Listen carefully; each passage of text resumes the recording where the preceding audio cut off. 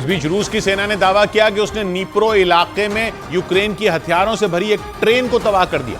रूस ने दावा किया कि उसके हमले में ज़ेलेंस्की की फौज को भारी नुकसान उठाना पड़ा, क्योंकि जोरदार हमले में ट्रेन के कुछ डिब्बों में आग लग गई, जिसके बाद उसमें रखे हथियार तबाह हो गए। इस हमले का एक वीडियो भी सामने आया जिसमें आग की लपटों के साथ धुएं का गुबार उठता नजर आया और धमाके की तेज आवाज भी सुनाई दी। वहीं धमाके के बाद राहत का काम करने वाली टीम रेस्क्यू के लिए जुट गई। हालांकि गनीमत ये रही कि इस हवाई हमले में किसी की जान नहीं गई, लेकिन ट्रेन के डिब्बे हथियारों के साथ ही जलकर राख हो गए। यूक्रेन पहले से ही हथियारों की कमी से जूझ रहा है। ऐसे में उसके हथियारों से भरी ट्रेन का तबाह होना जंग में उसकी परेशानियां बढ़ा सकता है। उधर पश्चिमी मीडिया ने दावा किया कि रूस ने एक बार फिर यूक्रेन के ओदेसा में अनाज के भंडारों को निशाना बनाया, जिस पर अमेरिका भड़क गया। रूस पिछले महीने ही अनाज समझौते से बाहर निकल गया था। उस समझौते की वजह से यूक्रेन के जहाज काला सागर के रास्ते दुनिया के कई देशों में अनाज निर्यात कर रहे थे, लेकिन दावा किया गया कि पुतिन के ग्रेन डील से हटने के बाद रूसी सेना लगातार यूक्रेन के ओदेसा को निशाना बना रही है और इसी कड़ी में उसने एक बार फिर ओदेसा में यूक्रेन के अनाज भंडारों पर हमले किए। पश्चिमी मीडिया के मुताबिक रूस के हमलों में अनाज गोदामों को भारी नुकसान पहुंचा। उनके अंदर रखा हजारों टन अनाज बर्बाद हो गया। हालांकि दावा किया गया कि यूक्रेन की सेना ने पुतिन की फौज को जोरदार झटका देते हुए उसके 13 आत्मघाती ड्रोन मार गिराए। खबर के मुताबिक ज़ेलेंस्की के सैनिकों ने इन ड्रोन को ओदेसा और मिकोलाइव के अलग अलग हिस्सों में ढेर कर दिया। अमेरिका ने आरोप लगाया कि रूस यूक्रेन के अनाज को दुनिया के जरूरतमंद देशों तक पहुंचने से रोक रहा है। इस बीच पश्चिमी मीडिया ने दावा किया कि पोलैंड और लातविया के बाद अब लिथुआनिया भी बेलारूस से लगी अपनी सीमा को सुरक्षित करने में जुट गया।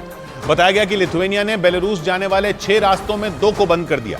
लिथुआनिया नेटो का सदस्य देश है और जंग की शुरुआत से यूक्रेन के साथ खड़ा है और इसीलिए पुतिन की हिट लिस्ट में लिथुआनिया का नाम भी शामिल है। रूस कई बार यूक्रेन की मदद करने के लिए लिथुआनिया को अंजाम भुगतने की धमकी दे चुका है, लेकिन बेलारूस में वैगनर ग्रुप के लड़ाकों के पहुंचने के बाद लिथुआनिया की चिंता सबसे ज्यादा बढ़ गई, क्योंकि लिथुआनिया बेलारूस के साथ लगभग 680 किलोमीटर की सीमा साझा करता है। इसीलिए उसे वैगनर ग्रुप के हमलों का डर सताने लगा। पश्चिमी मीडिया के मुताबिक लिथुआनिया और पोलैंड बेलारूस के साथ अपनी सीमाओं को पूरी तरह से बंद करने पर चर्चा कर रहे हैं। बताया गया कि इसी कड़ी में लिथुआनिया ने बेलारूस जाने वाले 6 रास्तों में 2 को बंद कर दिया। हालांकि जैसे ही इसकी जानकारी बेलारूस को मिली, उसने लिथुआनिया के फैसले की निंदा की। उधर यूक्रेन के मीडिया ने दावा किया कि वैगनर ग्रुप ने अपना कातिल चेहरा छिपाने के लिए बेलारूस में अपनी पहचान शिक्षा के लिए काम करने वाली संस्था के तौर पर बताई, जबकि पुतिन की इस प्राइवेट आर्मी को कसाई ब्रिगेड के नाम से भी जाना जाता है।